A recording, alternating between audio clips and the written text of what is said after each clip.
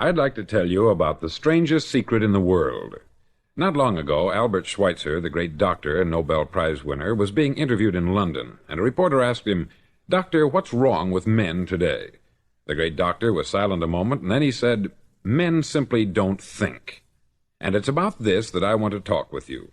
We live today in a golden age. This is an era that man has looked forward, dreamed of, and worked toward for thousands of years. But since it's here, we pretty well take it for granted. We in America are particularly fortunate to live in the richest land that ever existed on the face of the earth, a land of abundant opportunity for everyone. But do you know what happens? Let's take 100 men who start even at the age of 25. Do you have any idea what will happen to those men by the time they're 65? These 100 men who all start even at the age of 25 believe they're going to be successful. If you asked any one of these men if he wanted to be a success, he'd tell you that he did. And you'd notice that he was eager toward life, that there was a certain sparkle to his eye, an erectness to his carriage, and life seemed like a pretty interesting adventure to him.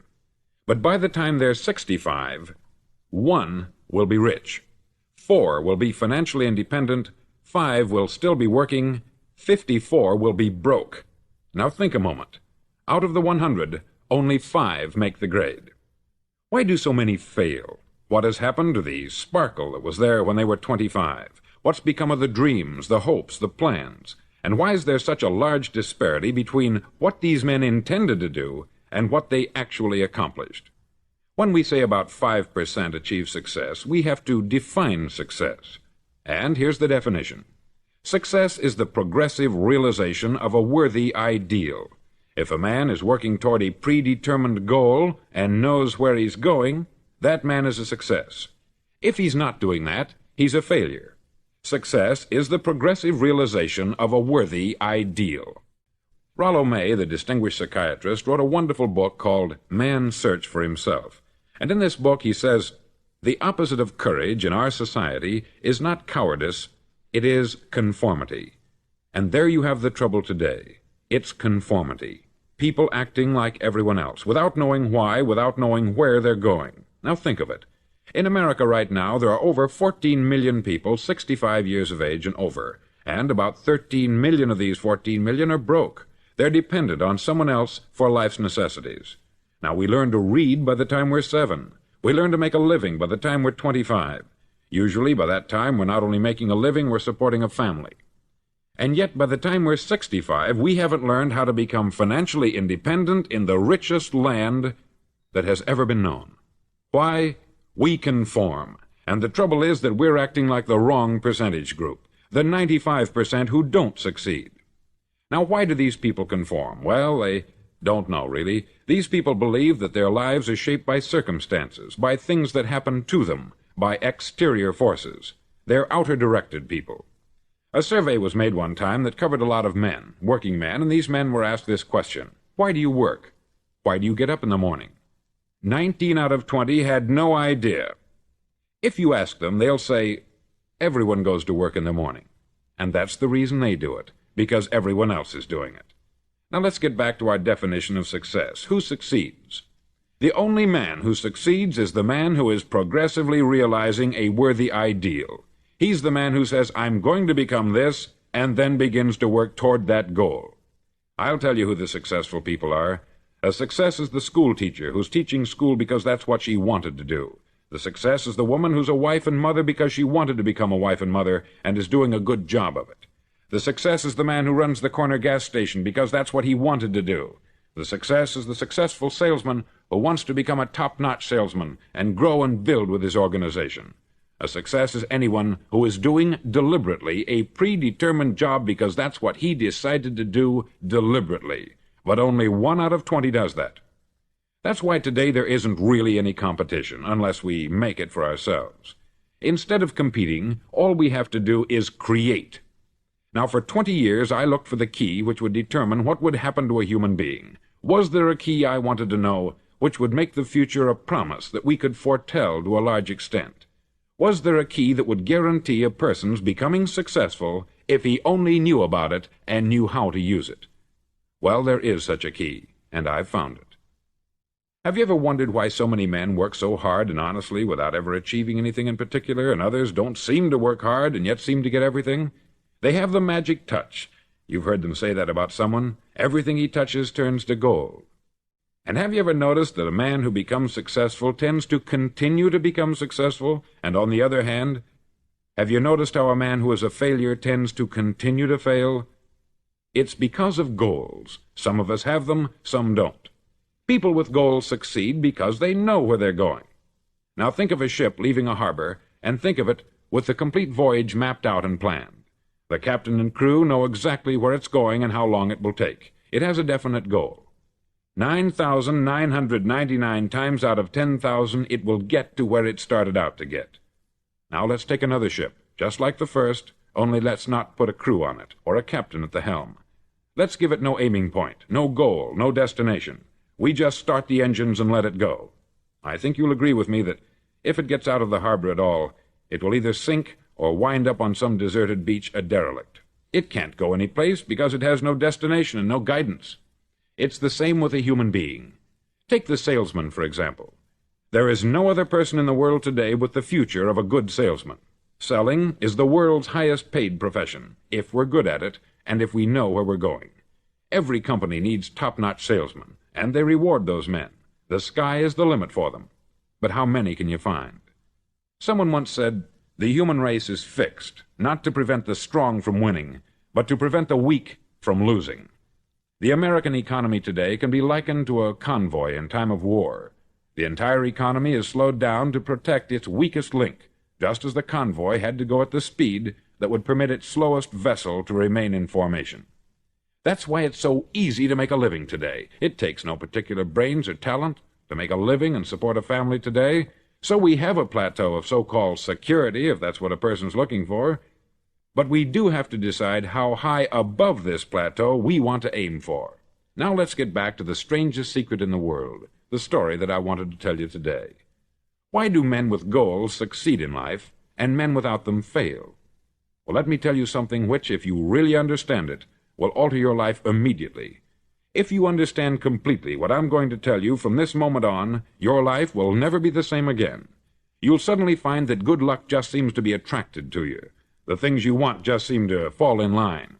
And from now on, you won't have the problems, the worries, the gnawing lump of anxiety that perhaps you've experienced before. Doubt, fear, well, they'll be things of the past. Here's the key to success, and the key to failure. We become what we think about. Now let me say that again. We become what we think about. Throughout all history, the great wise men and teachers, philosophers and prophets have disagreed with one another on many different things. It is only on this one point that they are in complete and unanimous agreement. Listen to what Marcus Aurelius, the great Roman emperor, said. He said, "A man's life is what his thoughts make of it."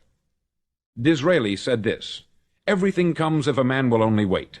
I have brought myself by long meditation to the conviction that a human being with a settled purpose must accomplish it, and that nothing can resist a will that will stake even existence for its fulfillment." Ralph Waldo Emerson said this, "A man is what he thinks about all day long." William James said, "The greatest discovery of my generation is that human beings can alter their lives by altering their attitudes of mind." And he also said, "We need only in cold blood act as if the thing in question were real, and it will become infallibly real by growing into such a connection with our life that it will become real. It will become so knit with habit and emotion that our interest in it will be those which characterize belief." He also said this, "If you only care enough for a result, you will almost certainly attain it. If you wish to be rich, you will be rich. If you wish to be learned, you will be learned. If you wish to be good, you will be good. Only you must then really wish these things, and wish them exclusively, and not wish at the same time 100 other incompatible things just as strongly." In the Bible you read, in Mark 9:23, "If thou canst believe, all things are possible to him that believeth." Dr. Norman Vincent Peale said this, "This is one of the greatest laws in the universe. Fervently do I wish I had discovered it as a very young man. It dawned upon me much later in life, and I've found it to be one of the greatest, if not my greatest discovery, outside of my relationship to God. And the great law, briefly and simply stated, is that if you think in negative terms, you'll get negative results. If you think in positive terms, you will achieve positive results. That is the simple fact which is at the basis of an astonishing law of prosperity and success. In 3 words, believe and succeed. William Shakespeare put it this way: "Our doubts are traitors, and make us lose the good we oft might win, by fearing to attempt." George Bernard Shaw said, "People are always blaming their circumstances for what they are. I don't believe in circumstances. The people who get on in this world are the people who get up and look for the circumstances they want, and if they can't find them, make them." Well, it's pretty apparent, isn't it? And every person who discovered this for a while believed that he was the first one to work it out. We become what we think about. Now, it stands to reason that a person who's thinking about a concrete and worthwhile goal is going to reach it, because that's what he's thinking about. And we become what we think about. Conversely, the man who has no goal, who doesn't know where he's going, and whose thoughts must therefore be thoughts of confusion and anxiety and fear and worry, becomes what he thinks about. His life becomes one of frustration, fear, anxiety, and worry. And if he thinks about nothing, he becomes nothing. Now, how does it work? Why do we become what we think about? Well, I'll tell you how it works as far as we know. Now, to do this, I want to tell you about a situation that parallels the human mind. Suppose a farmer has some land, and it's good, fertile land. Now, the land gives the farmer a choice. He may plant in that land whatever he chooses. The land doesn't care. It's up to the farmer to make the decision. Now, remember, we're comparing the human mind with the land, because the mind, like the land, doesn't care what you plant in it. It will return what you plant, but it doesn't care what you plant. Now, let's say that the farmer has 2 seeds in his hand. One is a seed of corn, the other is nightshade, a deadly poison. He digs 2 little holes in the earth, and he plants both seeds, one corn, the other nightshade. He covers up the holes, waters, and takes care of the land, and what will happen? Invariably, the land will return what is planted. As it's written in the Bible, "As ye sow, so shall ye reap." Remember, the land doesn't care. It will return poison in just as wonderful abundance as it will corn. So up come the 2 plants, one corn, one poison. Now, the human mind is far more fertile, far more incredible and mysterious than the land, but it works the same way. It doesn't care what we plant. Success, failure. A concrete, worthwhile goal, or confusion, misunderstanding, fear, anxiety, and so on. But what we plant, it will return to us. You see, the human mind is the last great unexplored continent on the earth. It contains riches beyond our wildest dreams. It will return anything we want to plant. Now, you might say, well, if that's true, why don't people use their minds more? Well, I think they've figured out an answer to that, too. Our mind comes as standard equipment at birth. It's free, and things that are given to us for nothing we place little value on. Things that we pay money for, we value. The paradox is that exactly the reverse is true. Everything that's really worthwhile in life came to us free. Our mind, our soul, our body, our hopes, our dreams, our ambitions, our intelligence, our love of family and children and friends. All these priceless possessions are free, but the things that cost us money are actually very cheap and can be replaced at any time. A good man can be completely wiped out and make another fortune. He can do that several times. Even if our home burns down, we can rebuild it, but the things we got for nothing, we can never replace. The human mind isn't used merely because we take it for granted. Familiarity breeds contempt. It can do any kind of job we assign to it, but generally speaking, we use it for little jobs instead of big, important ones. Universities have proved that most of us are operating on about 10% of our abilities. Decide now, what is it you want? Plant your goal in your mind. It's the most important decision you'll ever make in your entire life. Do you want to be an outstanding salesman, a better worker at your particular job? Do you want to go places in your company, in your community? All you've got to do is plant that seed in your mind. Care for it. Work steadily toward your goal, and it will become a reality. It not only will, there's no way that it cannot. You see, that is a law, like the laws of Sir Isaac Newton, the laws of gravity. If you get on top of a building and jump off, you'll always go down. You'll never go up. And it's the same with all the other laws of nature. They always work. They're inflexible. Think about your goal in a relaxed, positive way. Picture yourself in your mind's eye as having already achieved this goal. See yourself doing the things you will be doing when you've reached your goal.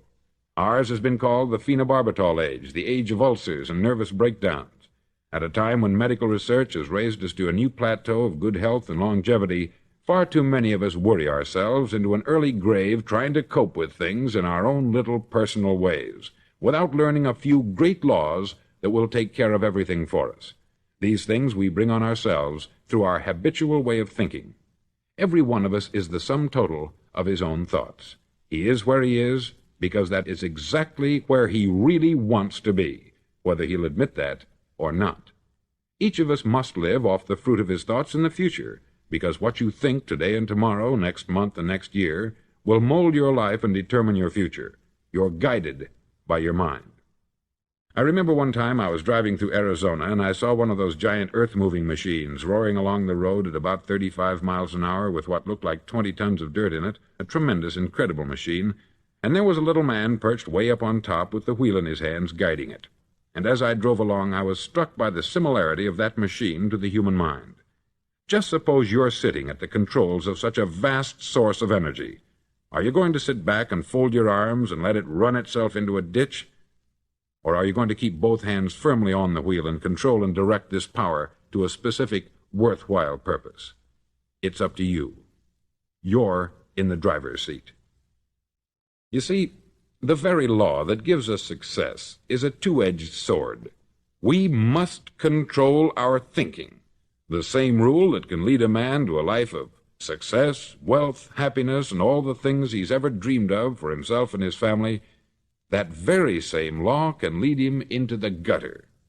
It's all in how he uses it, for good or for bad.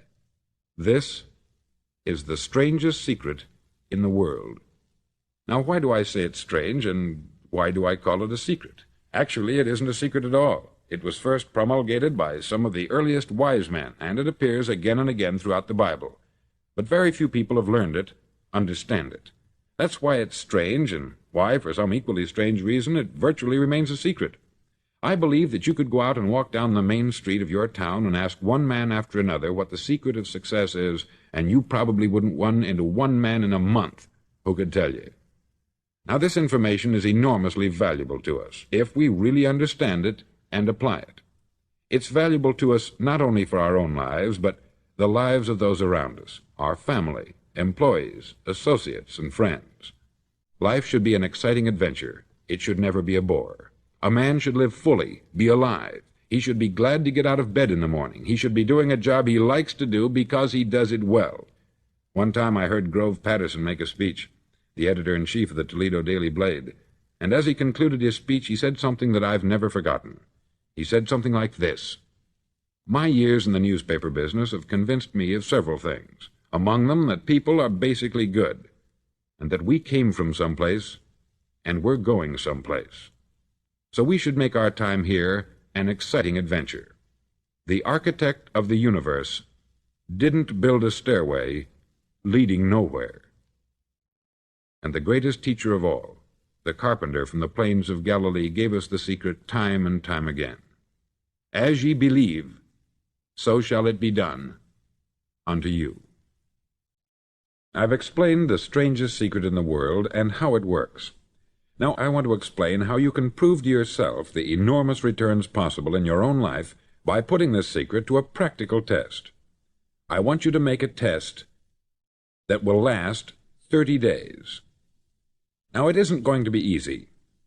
If you'll give it a good try, it will completely change your life for the better. Back in the 17th century, Sir Isaac Newton, the English mathematician and natural philosopher, gave us some natural laws of physics which apply as much to human beings as they do to the movement of bodies in the universe. Now, one of these laws is that for every action there is an equal and opposite reaction. Simply stated, as it applies to you and me, it means we can achieve nothing without paying the price. The results of your 30-day experiment will be in direct proportion to the effort you put forth. To be a doctor, you must pay the price of long years of difficult study. To be successful in selling, and remember that each of us succeeds to the extent of his ability to sell, selling our families on our ideas, selling education in schools, selling our children on the advantages of living the good and honest life, selling our associates and employees on the importance of being exceptional people, to, of course, the profession of selling itself. But to be successful in selling our way to the good life, we must be willing to pay the price. Now, what is that price? Well, it's many things. First, it's understanding emotionally, as well as intellectually, that we literally become what we think about, that we must control our thoughts if we're to control our lives. It's understanding fully that, as ye sow, so shall ye reap. Secondly, it's cutting away all the fetters from the mind and permitting it to soar as it was divinely designed to do. It's the realization that your limitations are self-imposed, and that the opportunities for you today are enormous beyond belief. It's rising above narrow-minded pettiness and prejudice. Thirdly, to use all your courage to force yourself to think positively on your own problem, to set a definite and clearly defined goal for yourself, to let your marvelous mind think about your goal from all possible angles, to let your imagination speculate freely upon many different possible solutions, to refuse to believe there are any circumstances sufficiently strong to defeat you in the accomplishment of your purpose, to act promptly and decisively when your course is clear, and to keep constantly aware of the fact that you are, at this moment, standing in the middle of your own acre of diamonds, as Russell Conwell used to point out. Fourth, save at least 10% of what you earn. It's also remembering that no matter what your present job, it has enormous possibilities if you're willing to pay the price. Now let's just go over the important points in the price each of us must pay to achieve the wonderful life that can be ours. It is, of course, worth any price. 1. You will become what you think about. 2. Remember the word imagination. Let your mind soar. 3. Courage. Concentrate on your goal every day. 4. Save 10% of what you earn. And action. Ideas are worthless unless we act on them. Now I'll try to outline the 30-day test I want you to make. Now keep in mind that you have nothing to lose by making this test, and everything you could possibly want to gain. There are two things that may be said of everyone. Each of us wants something, and each of us is afraid of something. I want you to write on a card what it is you want more than anything else. It may be more money. Perhaps you'd like to double your income or make a specific amount of money. It may be a beautiful home. It may be success at your job. It may be a particular position in life. It could be a more harmonious family.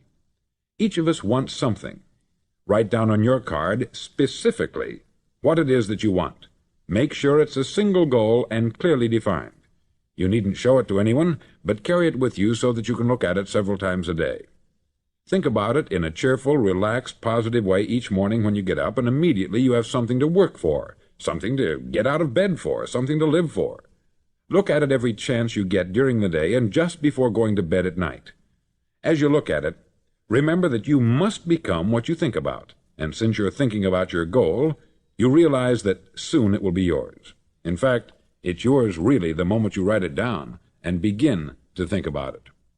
Look at the abundance all around you as you go about your daily business. You have as much right to this abundance as any other living creature. It's yours for the asking. Now we come to the difficult part. Difficult because it means the formation of what is probably a brand new habit, and new habits are not easily formed. Once formed, however, it'll follow you for the rest of your life. Stop thinking about what it is you fear. Each time a fearful or negative thought comes into your consciousness, replace it with a mental picture of your positive and worthwhile goal. There will come times when you will feel like giving up. It's easier for a human being to think negatively than positively. That's why only 5% is successful. You must begin now to place yourself in that group. For 30 days you must take control of your mind. It will think only about what you permit it to think. Each day for this 30-day test, do more than you have to do. In addition to maintaining a cheerful, positive outlook, give of yourself more than you've ever done before. Do this knowing that your returns in life must be in direct proportion to what you give. The moment you decide on a goal to work toward, you're immediately a successful person. You're then in that rare and successful category of people who know where they're going.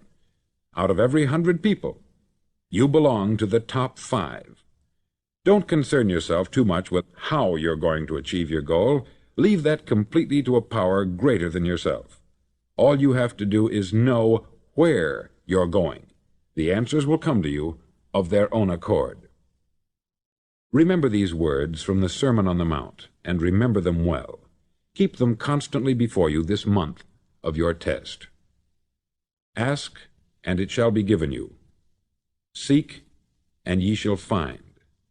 Knock, and it shall be opened unto you.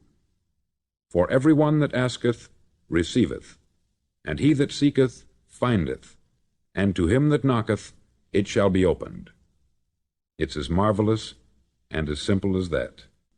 In fact, it's so simple that in our seemingly complicated world it's difficult for an adult to understand that all he needs is a purpose and faith. For 30 days, do your best. If you're a salesman, go at it as you've never done before, not in hectic fashion, but with the calm, cheerful assurance that time well spent will give you the abundance in return you deserve and want. No matter what your job, do it as you've never done it before for 30 days. And if you've kept your goal before you every day, you'll wonder and marvel at this new life you've found. Dorothea Brand, outstanding editor and writer, discovered it for herself and tells about it in her fine book, Wake Up and Live. Her entire philosophy is reduced to the words, act as though it were impossible to fail. She made her own test with sincerity and faith, and her entire life was changed to one of overwhelming success. Now you make your test for 30 full days. Don't start your test until you've made up your mind to stick with it. You see, by being persistent, you're demonstrating faith. Persistence is simply another word for faith. If you didn't have faith, you would never persist. If you should fail during your first 30 days, by that I mean suddenly find yourself overwhelmed by negative thoughts, you've got to start over again from that point and go 30 more days. Gradually your new habit will form until you find yourself one of that wonderful minority to whom virtually nothing is impossible. Don't forget the card. It's vitally important as you begin this new way of living. On one side of the card, write your goal, whatever it may be. On the other side, write the words we've quoted from the Sermon on the Mount. Ask, and it shall be given you. Seek, and ye shall find. Knock, and it shall be opened unto you. Nothing great was ever accomplished without inspiration. See that during these crucial first 30 days, your own inspiration is kept at a peak. Above all, don't worry. Worry brings fear, and fear is crippling. The only thing that can cause you to worry during your test is trying to do it all yourself. Know that all you have to do is hold your goal before you. Everything else will take care of itself. Remember also to keep calm and cheerful. Don't let petty things annoy you and get you off course. Now, since making this test is difficult, some may say, well, why should I bother? Well, look at the alternative. No one wants to be a failure. No one really wants to be a mediocre individual. No one wants a life constantly filled with worry, fear, and frustration. Therefore, remember that you must reap that which you sow. If you sow negative thoughts, your life will be filled with negative things. If you sow positive thoughts, your life will be cheerful, successful, and positive. Now, gradually, you will have a tendency to forget what you've heard on this record. Play it often. Keep reminding yourself of what you must do to form this new habit. Gather your whole family about and listen to what's been said here at regular intervals. You know, most men will tell you that they want to make money without understanding the law. The only people who make money work in the mint. The rest of us must earn money. This is what causes those who keep looking for something for nothing or a free ride to fail in life. The only way to earn money is by providing people with services or products which are needed and useful. We exchange our product or service for the other man's money. Therefore, the law is that our financial return will be in direct proportion to our service. Success is not the result of making money. Making money is the result of success, and success is in direct proportion to our service. Most people have this law backwards. They believe that you're successful if you earn a lot of money. The truth is that you can only earn money after you're successful.